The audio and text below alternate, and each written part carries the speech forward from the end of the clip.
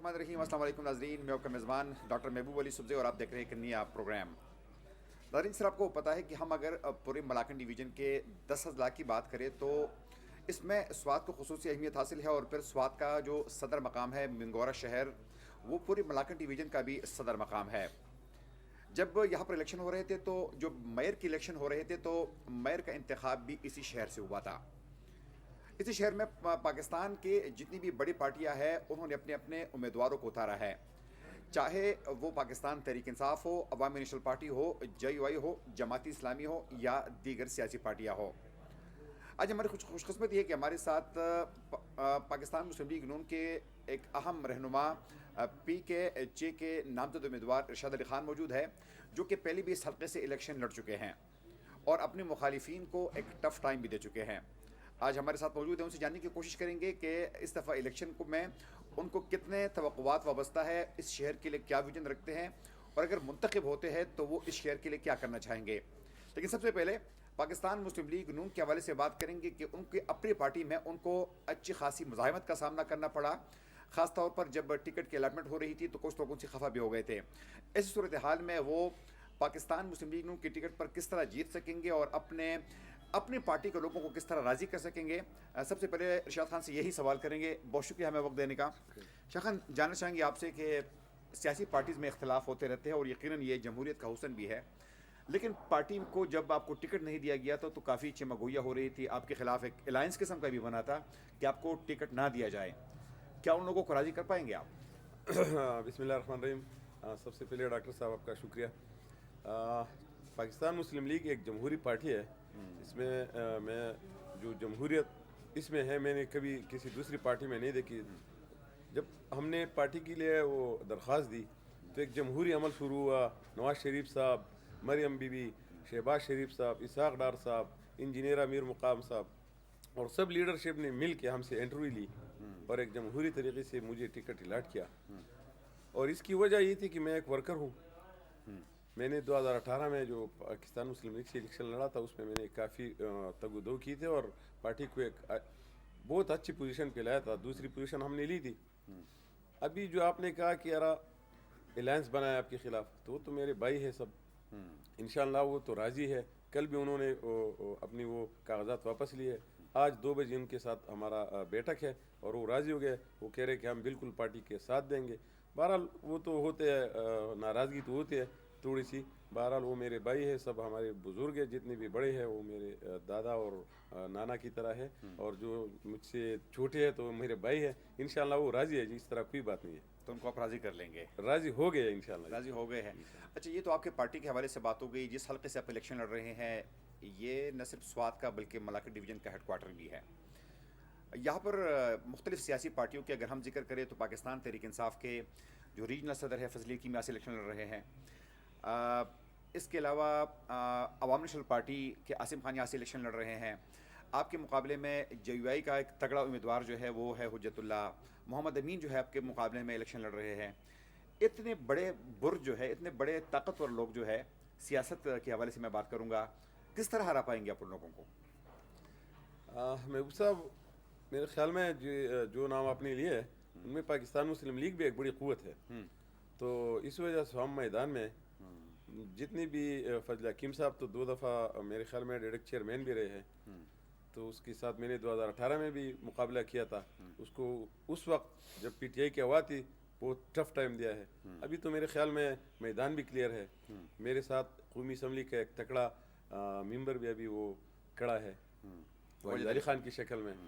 और दूसरी बात रही दूसरी पार्टियों की, तो उस पर मैं इतराज़ नहीं करना चाहता। आसिम खान भी मेरे ख्याल में स्ट्रांग है, सब स्ट्रांग है।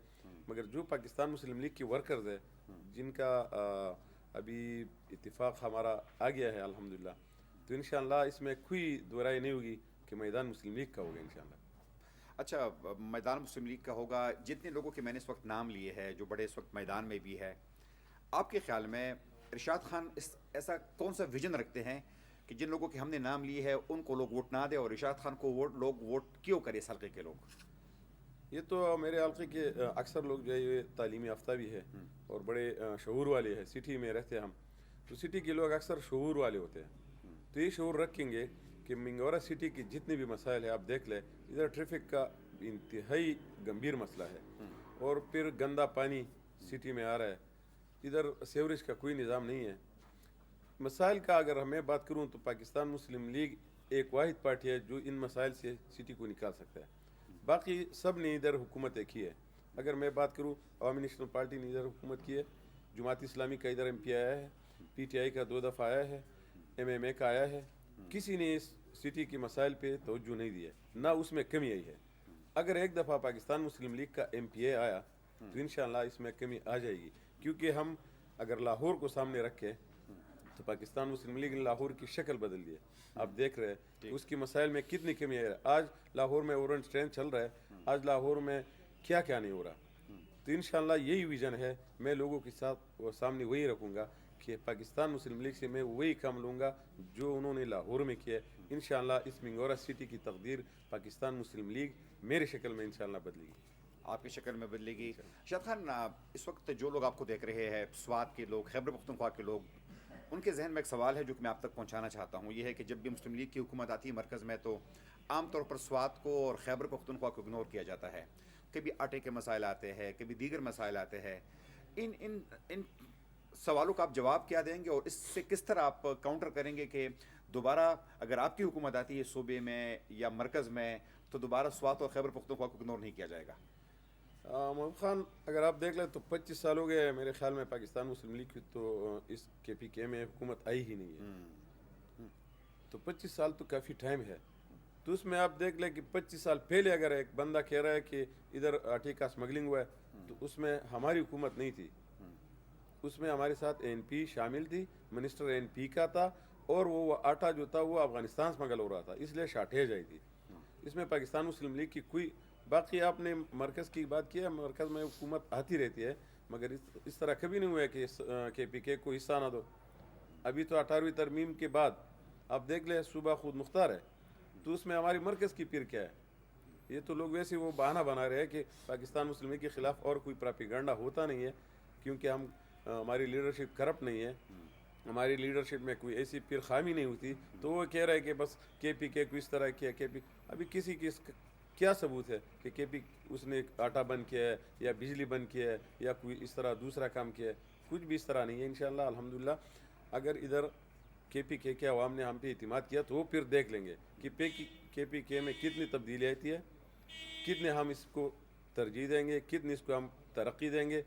وہ امیر مقام صاحب کو طریقہ آتا ہے, پھر اپنے لیڈرشپ سے نواز شریف صاحب سے وہ فنڈ نکالیں گے, میگا پروجیکٹ لائیں گے, اور انشاءاللہ KPK کے جتنے بھی مسائل ہیں اس میں میرے خیال میں 80% کمی آئے گی اگر لوگوں نے اعتماد کیا. اچھا ارشاد صاحب, 2018 میں جو مسلم لیگ کو کارنر کیا گیا, ایک دوسری پارٹی کو سامنے لایا گیا, بلکہ ان کو جتوایا گیا, آج الحمدللہ وہ ماحول جو ہے میرے خیال سے وہ آپ کے لیے وہ ماحول فیزیبل ہے, اور ان کے لیے بڑے سخت حالات ہیں. میں کہوں گا خوشی تو ہوگی آپ کو. ہم ایک سیاسی پارٹی سے وابستگی رکھتے ہیں, اور سیاسی ورکر کے لیے یہ بڑی افسوس کی بات ہوتی ہے کہ ایک پارٹی کو اس طرح دیوار سے لگایا جاتا ہے.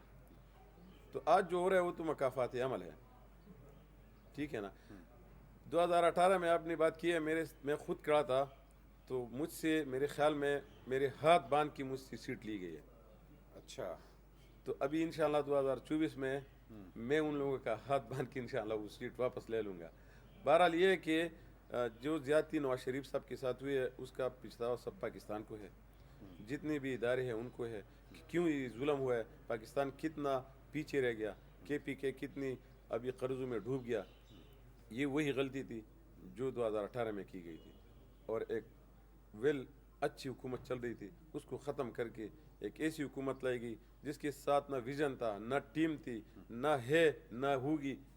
تو ابھی وہ سب پچھتا رہے, اس لیے ان کو سائڈ لائن کر رہے, اور پاکستان کے لیے صرف ایک نواز شریف اشد ضرورت ہے کہ اس کی معیشت کو ٹھیک کیا جائے, اس کے انفراسٹرکچر کو ٹھیک کیا جائے, اس کے روزگار کو ٹھیک کیا جائے. تو یہ سب لوگ جانتے ہیں ابھی کہ نواز شریف اور پاکستان مسلم لیگ کے بغیر یہ ممکن نہیں ہے. اس لیے ہم میدان میں ہیں اور ہمیں انشاءاللہ موقع دیا جا رہا ہے. شاہ خان, ایک آخری سوال آپ سے. PK 6 اگر ارشاد خان اس علاقے سے منتخب ہوتے ہیں تو آپ اگر انگلیوں پر گن سکتے ہیں کہ یہ 4-5 بڑے مسائل ہیں، نمبر 1، نمبر 2، 3، 4، 5، یہ بڑے مسائل ہیں جن پر آپ کی نظر ہے، آپ کس طرح ان مسائل کو آپ آئیڈینٹیفائی کر چکے ہیں ان مسائل کو، اور کیا ان مسائل کو کس طرح آپ ہینڈل کریں گے؟ اس شہر کے بڑے مسائل جو ہے وہ ٹریفک کا نظام ہے، جو کہ بالکل درہم برہم ہے، کوئی پوچھنے والا نہیں ہے. جدھر بھی گاڑی کھڑی ہو گئی، جدھر رکشہ کھڑا ہو گیا، جدھر اڈا کھل گیا، کوئی انتظام نہیں ہے ادھر. تو میرا ویژن یہ ہے کہ سب سے پہلے تو ٹریفک کے نظام کو بھرپور طریقے سے ٹھیک کروں. اس کے لیے میرے ذہن میں بہت اچھا ویژن بھی ہے، اور میں الحمدللہ 15 سال اپنے لوکل جو میرے کونسل ہے، اسمبلی ہے، اس کا ممبر رہا ہوں.